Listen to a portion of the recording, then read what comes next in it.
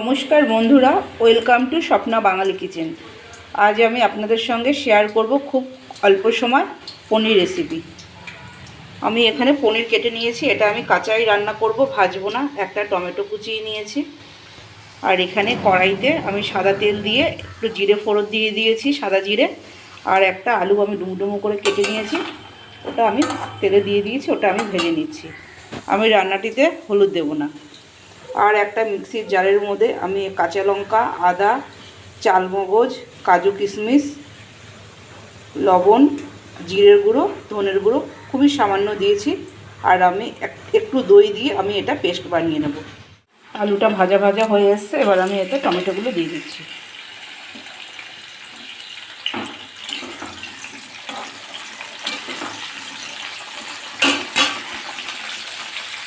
আর আমি এই পেস্টটা বানিয়ে রেখেছি, এই পেস্টটাও আমি দিয়ে দিচ্ছি। এবার আমি ভালো করে মশলাটা কষিয়ে নেবো আলুর সাথে।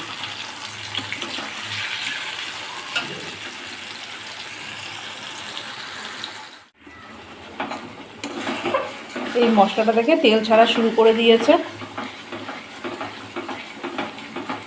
এবার আমি এতে দুধ দেব। আমি এখানে জলের ব্যবহার করব না, আমি দুধ দিয়ে রান্না করব।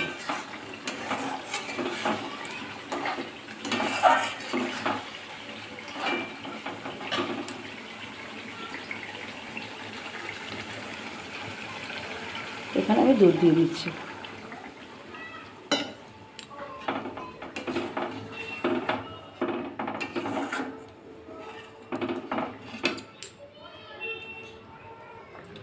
আমি এই দুধটা সবই দিয়ে দিলাম।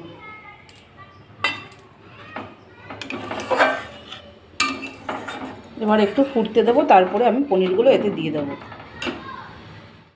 ঝোলটা ফুটে উঠেছে, এবার আমি এতে পনিরগুলো দিয়ে দেবো।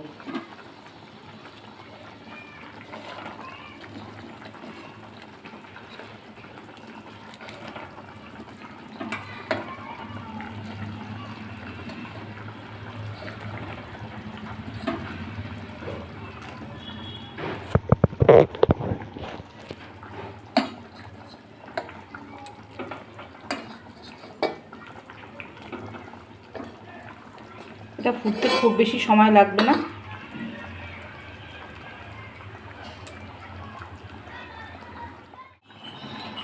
আমার রান্নাটা প্রায় হয়ে এসেছে। এবার আমি এখানে অল্প একটু চিনি দিয়ে দিচ্ছি, হাফ চামচ মতো। আর আমি একটুখানি রোস্টেড গরম মশলা দিচ্ছি, আর একটু ঘি দিয়ে দিচ্ছি। তো নিরামিষ রান্না ঘি গরম মশলা দিলে টেস্টটা একটু বেড়ে যাবে। এই রান্নাটা সব কিছু গুছিয়ে নিলে 5 থেকে 7 মিনিটের মধ্যে রান্নাটা কমপ্লিট হয়ে যায়, এবং ভাত, রুটি, লুচি, পরোটা সবার সঙ্গে রান্নাটা, এই পদটি খুব ভালো লাগে খেতে। আপনারা বাড়িতে বানিয়ে খেয়ে দেখবেন, খেতে খুব ভালো হয়।